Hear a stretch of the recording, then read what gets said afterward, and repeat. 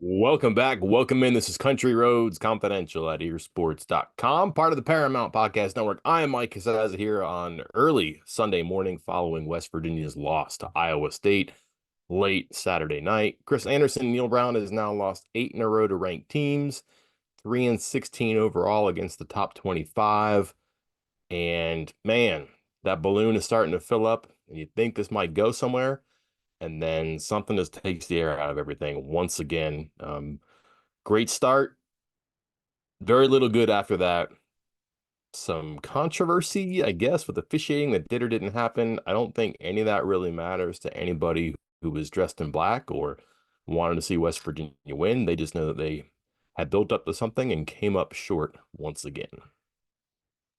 Yep. As the game was going on, I went back and looked because this has been a talking point, especially of a lot of fans. Some people making comments on the message board. Hey, why even get hyped for the big one?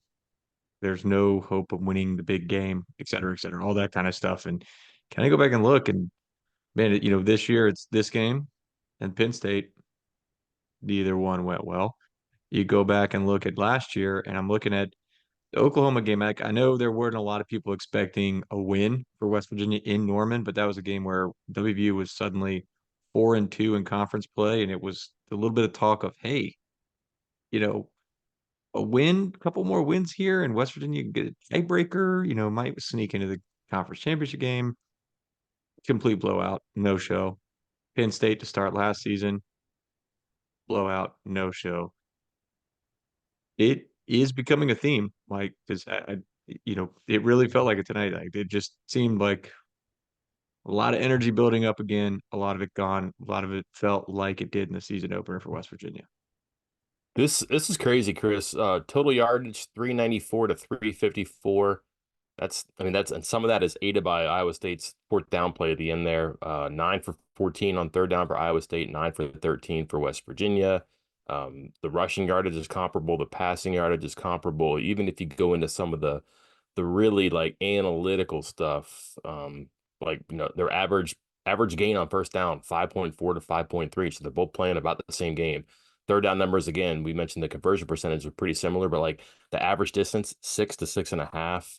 Um, the success rate is pretty even across the board on stuff.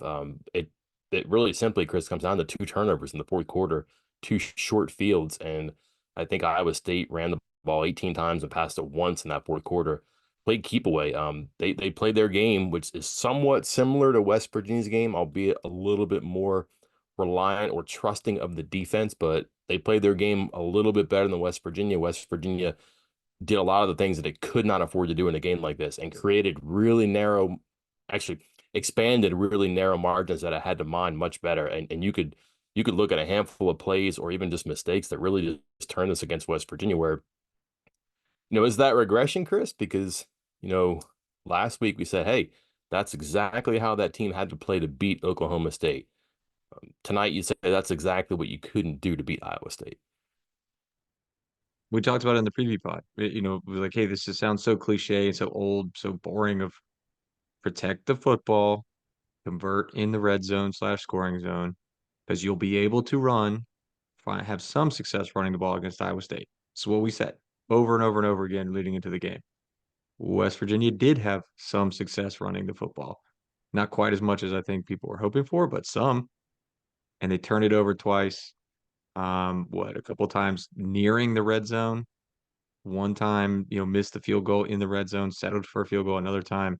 Just, yeah, I mean, that's all it came down to. When you only have one, two, three, four, five, six, seven, eight, yeah, 8 drives for the entire game. West Virginia had 8 drives for the entire game.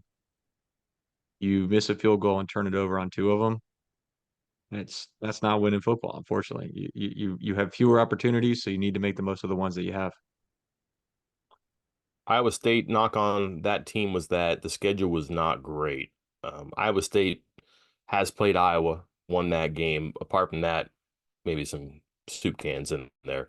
West Virginia has played 3 good teams now and lost to them, and they're all undefeated still. They're all 6-0. Penn State hit Iowa State. Um, I'm not sure that Iowa State gets out of there tonight if West Virginia doesn't hand it to them. Is that accurate? Like it feels like Iowa State played a good team tonight that played really poorly when it could not afford to. One turnover, none. How different is this game? Yeah, I think it does make a difference.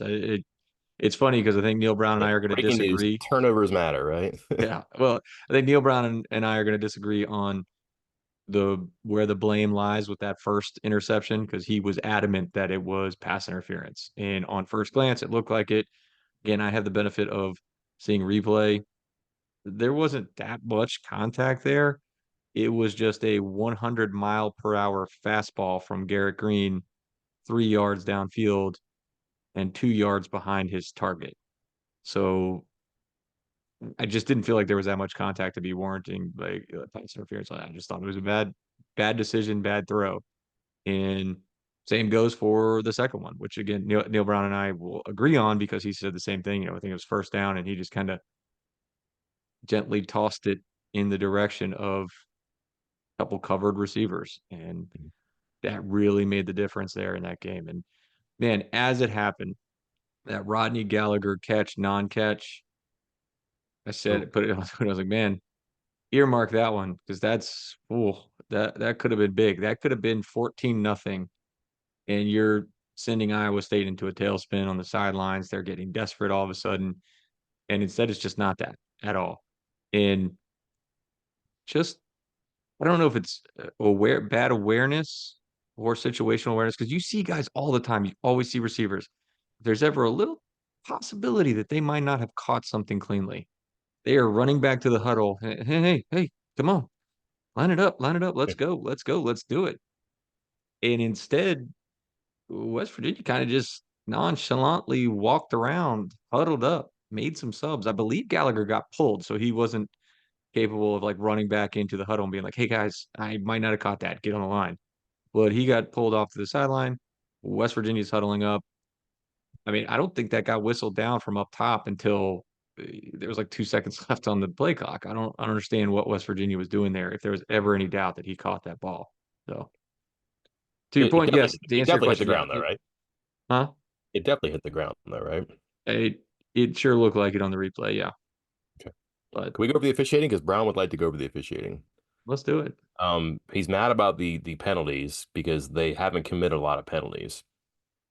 Um, False starts are pretty clear. Offsides are pretty clear. A holding was pretty clear. Defensive pass interference is pretty clear. Defensive holding was pretty clear. I don't know what his gripe is there.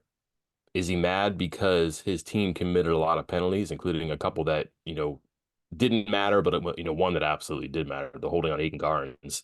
And I'm not sure what Brown is. Even he kind of said that it sounded like Brown maybe was aware of the rule, but kind of thought the officials should have been subjective. Like, I don't know, a quarterback slide, Chris.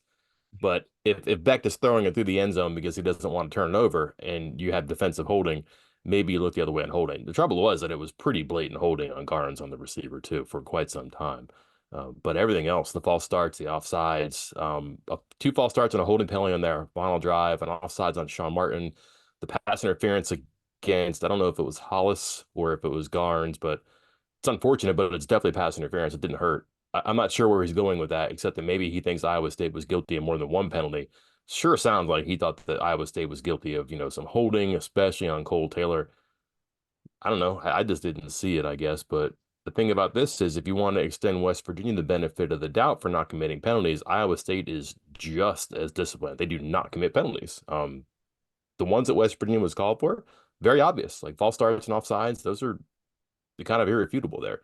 I'm not sure where he's going with there. So is this is something he does a lot too. It seems like after every game, he's like, I need this explained to me. Didn't see this. And then I don't know, just he's telling us to go back and watch number 87, which would be Cole Taylor. He's telling us to go watch the two hands in the back on the first interception. I don't know. Like one, I don't think it matters to anybody, but where's this coming from? Why is he doing this? I don't know. Yeah, I'm looking at it right now. I got the 6 penalties pulled up. Like I said, 2 false starts and an offsides. Those Clear. are that's it. So there's half of them wiped off. The one pass interference right before the end of the first half, that was very clear. And Mhm. there's 5 defenders over there, and they just tackled the guy before the ball ever got there. So then it just comes back to the holding on Wyatt Milam, which was a joke. The guy for Iowa State literally just kind of ran into Milam and try and spun and then just gave up on the play. Literally gave up. Hmm. He just quit. And then the ref still threw, he still threw his flag, and Milam just kind of laughed. That was a joke. Um, the holding call, you're right. It was pretty blatant holding. I wonder if part of the issue is, and you see this sometimes, how late that flag came in, because the holding was right at the beginning. I mean, Hollis bear hugged the receiver like the moment the play started. He's beat. He was beat, and he Hmm. bear hugged him right away. And then the ref didn't throw the flag for like another 4 seconds until the ball had already been thrown and was sailing out of the end zone. And I think, when you're throwing the ball, if you're throwing the flag as the ball is flying out of the end zone, that should be pass interference, not holding. Hmm. So it's kind of, I could see where a coach would be like, come on, you should have called that early, because it was pretty blatant holding early on. But I don't know, some of the stuff with Iowa State, again, not difference makers here. A couple of them late. I think you would probably already made your way down to the field, getting ready to go to the press conferences and stuff. But on that last drive, meaningless drive, West Virginia is lost. The game is over. CJ Donaldson just gets two-hand tackled to the ground as he's going out for a touchdown catch, right in front of the ref, right in front of the side I judge. did not see that. Nothing. I thought Tim Brando was going to lose his mind on the television broadcast. You'd be sad you missed this. Mike Brando is in rare form tonight. No, you're not sad. Okay, but and then on the 2 point conversion, Iowa State jumped off sides. Like, he was in With the that. backfield. He was past Nick Malone. Nick Malone had to turn around to try to block him because he was behind Nick Malone, and they didn't call anything. And that was the guy that was pressuring Green, who's trying to make a pass.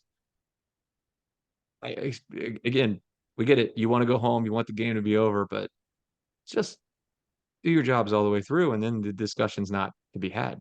Okay. I'm glad we had this conversation because I did not see the Milam hold. I saw the false start right before that on Ray, I believe, right? And then Yeah, he got one too. when I got back off of like the elevator into where I was going to be, it was second and 25, and I was like, "What happened? Hold on, Milam." And then Malone had a false start after that too, and I did not see the 2 point conversions or the. So I'm glad we had this conversation. So maybe there is some fuel in Neil Brown's fire there too. I get that, Yeah, but man, this doesn't. It doesn't change the fact here that this just didn't go well. And again, the interceptions no, don't come off the board because of officiating. I guess that's probably the bigger point. Let's go big picture stuff here, Chris, before we maybe dig in or however much time you want to spend on that. But last week, the wonder was, has West Virginia beaten two bad teams? When we spoke during the week, has Iowa State beaten two bad teams? We're not really concerned with Iowa State, although you have to have a serious conversation about them being like 10-0 or 11-0 now if you look at their schedule. Whew. West Virginia 3-3 now, 2-1 in the Big 12, and then you look, two rough games coming up. Kansas State is playing Colorado as we speak right now, was up 14-7, I believe. Arizona got beat pretty good by looks like a legitimate BYU team right now, but that's going to be a tricky trip for West Virginia. You really can't afford losses now if you want to get to Dallas. This team is still bound and determined to go to Dallas. I don't know how realistic that is. Does this change anything just because it's not Oklahoma State and it is Iowa State and there's close but not close enough to beat a team like this? Do we kind of know what West Virginia is, or was there enough there to say, boy, if they can just, I hate to go back to this, if they can just avoid the rake, which they haven't been able to do in big situations and big games, I understand that. But if they could just clean it up a little bit as the season goes on, just continue to improve, then sure, this is a team that I'm not saying it's a Dallas. I'm not saying that. But is in the conversation playing some meaningful football in November, or is it just kind of faded to this conclusion where it'll be interesting, but it won't be good enough? interesting, but not good enough. I mean, Okay. they're stepping on the rake. Just that's your saying, and it's true. But that's also the difference between bad teams and decent teams, and decent teams and good teams, and good teams and great teams. Like, if you could stop shooting yourselves in the foot, stepping on the rake, whatever you want to say, you can go from whatever level you're at to the next level up. West Virginia, in my opinion, is a decent, maybe even good team that could be good, maybe even great, but they can't stop getting in their own way. They just can't. Whether it's the stuff at Pitt in the last few minutes that they blew that lead, whether it's the interceptions and the bad snaps and everything else that happened tonight, or just completely, I'm trying to think of a polite way of saying this, but just being wildly overwhelmed of the fact that it was a big moment against Penn State to open the season. Like, These are all things that good and great teams can handle mentally, and West Virginia is not right now. And that's where I think they're just going to kind of come back down, be another 500 team, and not really have much of a chance of making Dallas. Yeah, I think a concerning thing is this is a test I often apply to, but if you order the games from quality perspective, this doesn't fit. This does not belong after Oklahoma State. You would like to see a performance like this before Oklahoma State. I'm not saying that because I'm saying that aware of the quality of the opposition. West Virginia played so clean and so disciplined, and there was such an emphatic nature of their offense and a convincing performance by their defense. Didn't have that tonight. The offense was mistake prone for various reasons we get into. The defense, I thought, gave the offense a chance, and the offense would not play long for whatever reason. We can figure that out maybe in the post game analysis some other time. Um, that's concerning, I think, because yeah, you can beat the good teams when you're at your best. This team can't get there. You can beat the bad teams when you're at your best. This team was there. There's not a lot of bad teams left that make it so convincing like Oklahoma State did. Cincinnati, UCF, Baylor, sure, but we'll see what those teams are like. It's a big benefit of the doubt to think that West Virginia will be able to play like it did last week against bad teams. It's much easier to believe that West Virginia, based on a body of work, is going to play like it did tonight against good teams, where it's just not able to avoid the pitfalls that keep it from getting to the promised land on things like this. It's unusual, Chris, though, because this game started off wonderfully. Win the toss, take the ball, 12 straight games now. You start with possession, they go down, they score. Honestly, Chris, script couldn't do better. That was right down the field, doing what you wanted to do, mixing a little everything, and then they reach the end zone one more time. Is that right? Crazy. Like, how Yeah. does this happen? How does this go from a team that looks like it was going to be in the zone for a while, and it simply comes down to the Gallagher play, the missed field goal, and just the wing come out of the sails, and it just seemed like 55,202 people went, "Oh man, it's gonna be that night. It's not gonna be this night. It's gonna be that night." And it just never got back. And then next thing you know, it's 7-7 because there's a bust. It's 14-7. It's 14-10 at the half. Way too complicated at the end of the half. And then there's the two turnovers in the fourth quarter make it what it is at the end. But the beginning seemed like it was so good, and that seems so far away right now. I think offense, just to oversimplify things right here, you can tell me if you disagree with something, we can come back to it. You know what I mean? Offense, not winning football, correct? Just what was that winning football or not?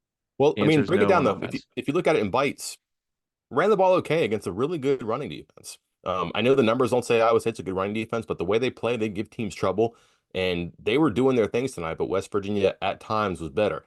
I also understand that of the 148 yards, 28 of it is an absolute fluke and a bad snap. And then they got the ball into the red zone and close a couple times, which is hard to do against Iowa State. Now, the turnovers, the missed field goal, the drop pass by Gallagher, which is again a good play by the defensive player to recover and make that. It's that's not winning football. So there's some, but there's more that goes counter to the point you're trying to make. And special teams, not winning football, I would say. I mean, nothing, I mean, a missed field goal and not much else. But Mm-mm. But and he's been automatic, 19 in a row, yeah. 40 yards in, and he misses one today, which was a bad time. And defense, I would say winning football. Again, like, yeah, obviously the missed assignment there on that miscommunication, which Neil Brown said came in through the helmet call, helmet communication, and they got tempoed. Iowa State caught them off guard, running up to the line, and he said half of the defense was running one play and half of the defense was running another play, and apparently neither of those defenses were covering a receiver. I never Um, saw the replay. It looked like Joseph thought it was cover two, and everybody thought it was cover three. And yeah, he played a deep half, and no one played the deep middle. So that's what happened there. Someone correct me on this. I am pretty sure this happened to West Virginia where they got tempoed before, and Jordan Leslie said, "We're not going to make that mistake again. We're not going to call in a play when we get tempoed." Did I imagine that, or did that happen? Someone's you going to might have have. to fact check me on this because that can't happen. Like if you Yeah, if you realize that if you realize that as a mistake, you can't have repeat itself, and yet you probably shouldn't be changing plays. And some teams just simplify it, and like you have an automatic when a team tempos you. You don't want to play the same defense, but you might fall into something pretty simple. And maybe all 11 guys. I mean, clearly all 11 guys were on the same page there. yeah, but that one hurt, obviously.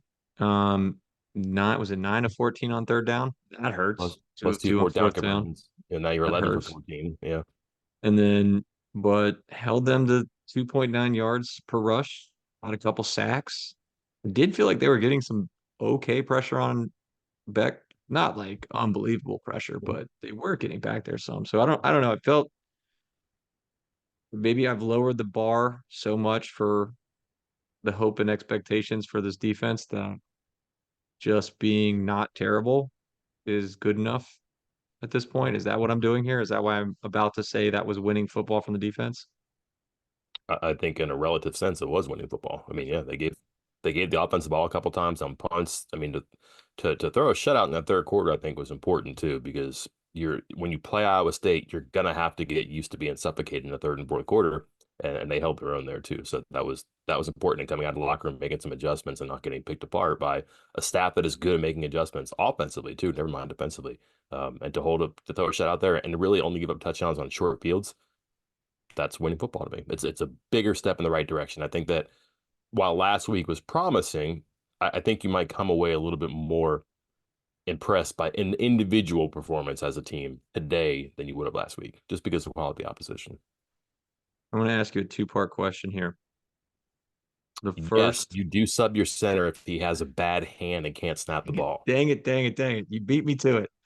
'Cause yeah, that was an enormous factor in this game. And I, Drive I killers. know, I mean, people are going to talk like it's not underrated because I think people were talking about it. Like it was openly being discussed on the television broadcast. I know it was being discussed on a board. I'm sure it was being discussed in the press box. Like it throws off all the plays. So many of these plays are timing plays. You catch the ball, you have to read the defense and make your decisions. And if you're having to jump up and catch a ball, because even the ones that aren't bouncing 3 feet over his Green's head and having to bobble and catch, even the ones that are high, that he has to adjust his hand level, which means he has to adjust his eye level. Once he adjusts his eye level to that football or the football crosses his eyes, he's now taking his eyes off the defense, which is going to throw everything off of the play. So that was enormous. And I think the answer that Neil Brown gave might have actually made it worse. Yeah. It makes me more because he says, we had a lot of quoting here. We had a lot of them. Yates has a bit of a hand issue, but they were a factor. And then he was asked by you, I think, uh, were you going to change centers? Yeah, we discussed it. Whether we should have or shouldn't have, that's probably up for discussion. Brandon had played so well, he's our starting center. So they knew he couldn't snap. They knew, or, because of injury, they knew he was hurt and they knew he was going to have trouble snapping. So much so that they even discussed it and decided against it and then never changed their mind even after it killed 3, 4, 5 drives throughout the game? Okay, I Is just that like you a don't have to question say or a anything. statement? You don't have to say anything. But I mean, because it's not even like you want to give. I know fans. Oh, what's going on with Yates? Okay, now we know he's injured, and he was injured before the game. I almost feel like that's no longer on him. If he's hurt, that's up for the coaches to step in and be like, all right, hey, we have to make a decision here. That that might sneakily be something that we're discussing 5 weeks from now if things go south for West Virginia the rest of the Yeah, season. I mean, spent time this week talking about how well Livingston had played in a pinch this past week. He had to come in during the game when Yates got hurt against Oklahoma State. Much different game, I understand that, but it's a big deal to pull a center. That's the only thing I can think of is that you're like, boy, we're swapping out bad snaps for I don't know what. You might get bad snaps and bad play too, but when you say he's hurt and he's not performing, I think you have to treat that in some regard like any other position. If your cornerback has a bad hamstring and he can't run with the receivers, he probably shouldn't be playing. If your quarterback has a bad elbow and he can't zip it, he probably shouldn't be throwing. If your center has a bad hand, that's kind of important to the snapping operation. So I wonder about that. Like I wouldn't want my kicker out there if he's got turf toe. We'll see. That's probably something to keep an eye on moving forward here too. I'm still trying to figure out what happened to the offense. I know that Iowa State's defense makes adjustments, and typically they like again they really just do the boa constrictor in the second half. But after that first drive, they were very good and just seemed like that they kept everything in front of them. And for whatever reason, West Virginia was not able to run, and it just felt like every time that West Virginia got a handoff, there was a free hitter, even though there's light boxes. There was somebody in front of the ball carrier over and over and over. And that's discouraging, I think, because you should be able to win 5-on-3 And even if you don't win the 5-on-3, you at least delay the three so you're getting some type of push and maybe you're getting a yard down the field. That didn't seem like it was happening very much. I'm looking forward to the PFF numbers to see yards before contact, yards after contact, because that was not promising tonight. And then Green, boy, I don't know. Just an observation of mine, Chris. They whenever they go empty, it's almost always a draw. He threw both of his interceptions in empty tonight, and they when he went empty, they had eyes on him because that's been a draw and they're watching him. And when they realize that he's not doing the draw, well, Chris, you put five receivers out in the pattern. Guess what? You have at least five defensive players on the receivers there. And they were only rushing three, sometimes two, I think, on those 5-man routes. That's 8 or 9 people playing defense against the pass. And the way that they do it, they're going to layer it. There's going to be 3 people on this layer, 3 people on this layer, 2 people on this layer. And twice he threw it into layers on those 5-man routes. And I don't know, that might just be me putting too many things together, but I just noticed that when they did that, which they don't often do, the turnovers came there, but that just seemed like it played into West Virginia's hands. And I don't know, Green just never saw it tonight. You're not going to get a lot of pop plays against them. Again, I think their longest play from scrimmage is 28 yards, and it's on his run and a bad snap. Everything else had to be methodical and kept in front of him. And again, the thing is that Iowa State dares you to do that and to march 10, 12 plays, and they couldn't do it. But just to look so good offensively in that first quarter, even with the missed field goal, but like to look that good and then just have nothing after that until like a pretty empty calorie drive at the end of the game. Um, again, that's a step back. It shouldn't have been like that today. Yeah, that first drive, I think I'm going to go back and watch because I talked about, hey, this was Iowa State was selling out for the to stop the run. West Virginia was still able to run it, ate up a lot of time. It was 7.5 minutes, 12 plays, got down the field, touchdown. Ideal start. But it almost, in retrospect, felt like, our old conversation about some of the receivers. Hey, why do they have so many contested catches? Why are they always contested? This is one of those plays where that drive where I was like, man, these running backs are making some great plays. They're really making guys miss and getting, yards after contact.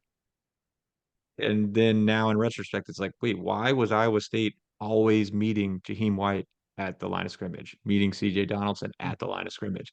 Even that touchdown run by Jaheim White, I mean, he made two guys miss before he ever even got 1 yard downfield. Yeah. So even that play where he's scoring a touchdown from what was it, 7, 10 yards out, whatever it was, he had to make two guys miss before he got 1 yard down the field, which kind of set up the rest of the game. And I guess it just wasn't sustainable for these running backs to do it all themselves. Yep. Well, a lot of head scratchers in this one here, but you could say what if about a number of things here, but it's really hard not to start at the end and say, wow, 2 interceptions, 14 points on short fields in the fourth quarter. A fourth down gamble by Iowa State, kind of a foot in the throat moment. They go speed option, Chris, which I'm sure Lance Leipold, oh gosh, why hadn't I done that? Who knows? They see 2 speed options this year. Maybe this isn't a team that's 3-3 and 2-1. Maybe it's 3-4, 1-2. Excuse me, 2-4, 1-2. But hey, ranked team likely coming to town if Kansas State can hold this together at Colorado. Kansas State took a bad loss at BYU, hanging around in Colorado right now, and the road game, West Virginia.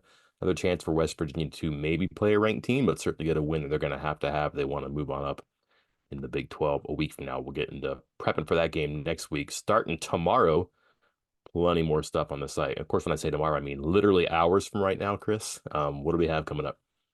Yeah, we'll have report card plays that change the game. West Virginia again, near 80% to win that game.